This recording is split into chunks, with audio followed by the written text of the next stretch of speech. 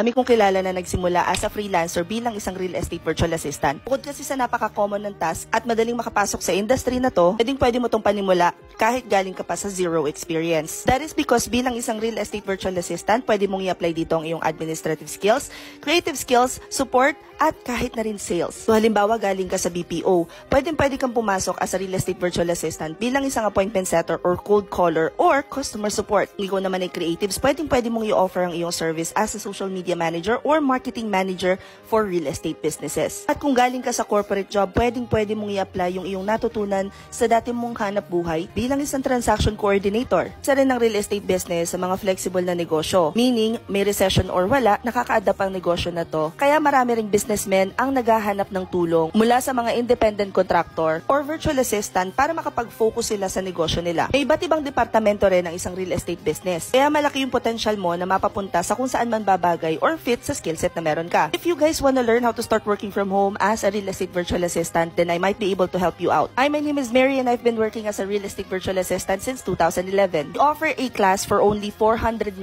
pesos. If you wanna enroll, just click the link in my bio and click on Reva. Andyan ang lahat ng detalye ng tungkol sa klase. This class is closing on Thursday, 12 midnight. Puro calls nga lang ba ang Reva or real estate virtual assistants? Mostly calls nga ba siya?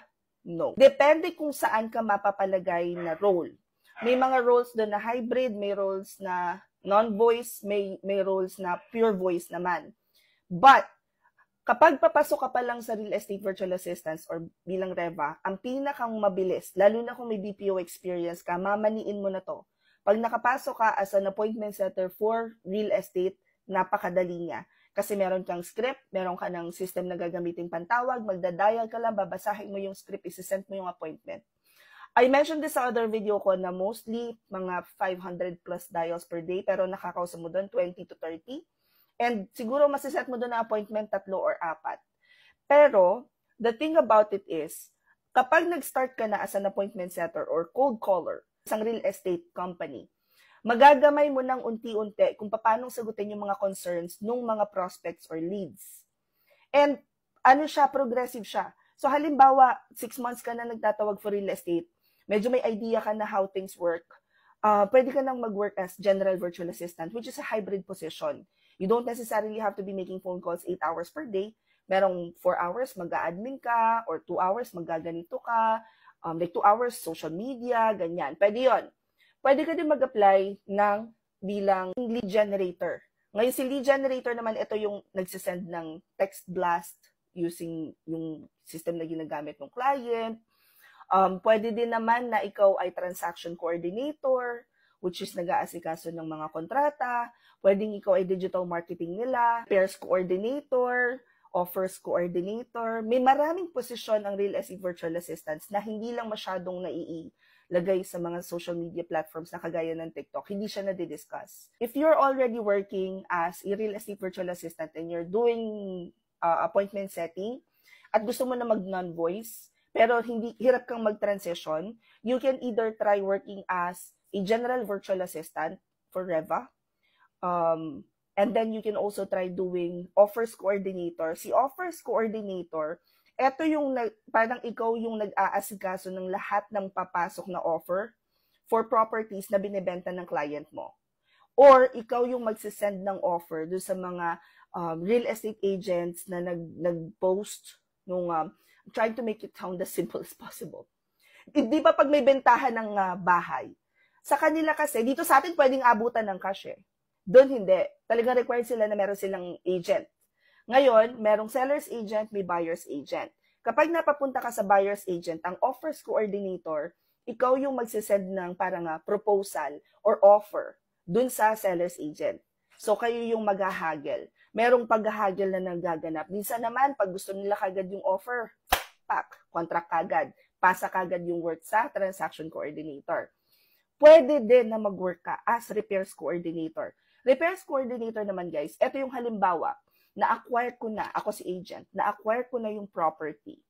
Ngayon, ang dami kong gustong palitan. Hindi ko bet yung tiles, gusto kong papinturahan, gusto kong ipaayos yung roof, gusto kong i-revamp totally yung bahay para mas updated siya. So ngayon, ikaw bilang aking repairs coordinator, ganyan. utusan kita, maghanap ka ng mga magandang tiles. Ito yung tiles na gusto ko.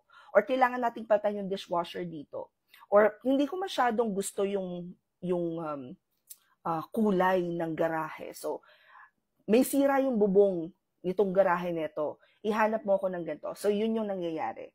Pwede ka rin maging marketing coordinator. Ito namang marketing coordinator, sila yung madalas na nagpo-post sa lahat ng social media platforms. Plus, nagko-coordinate with photographers. Sila yung nag-aayos ng staging or yung pag-aayos ng bahay para mas may idea yung buyers. So, ito yung mga positions na pwede mong i-applyan kung ikaw ay nag-start na as real estate virtual assistant, pero calls ka, tapos ayaw mo nang mag-calls, pagod ka nang mag-calls.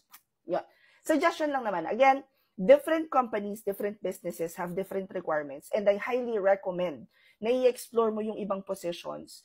Maging proactive ka. Sabi mo, client, ready na ako mag-take ng other roles. Ganyan. I-try nyo yon kasi it might work. Diba? If you guys wanna enroll, we have a class this coming Sunday, 1 till 9 p.m. siya. If you wanna enroll, click nyo lang yung link sa profile ko. Kung nasa Instagram naman kayo, i-click nyo lang to. At kung nasa Facebook page ko naman kayo, i-click nyo lang yung nasa caption na link. It will then take you to this page. Makikita nyo, color pink, 0 to Reva, 499 pesos lang siya. 1 day na training, plus 1 application book session, plus 1 mock interview with me, which is yung one-on-one natin, bago nyo pa makuha yung certification nyo for real estate virtual assistants. So if you're looking for live training from someone who has the experience, perhaps good match ako sa inyo. Kung feel nyo ako na ako yung magtuturo sa inyo, feeling nyo na sa akin na yung daan, ganyan, sa inyong pag-transition to freelancing, then I'll see you at the classroom. Comment any questions you guys have about working from home. Follow for more work from home chismis. Bye!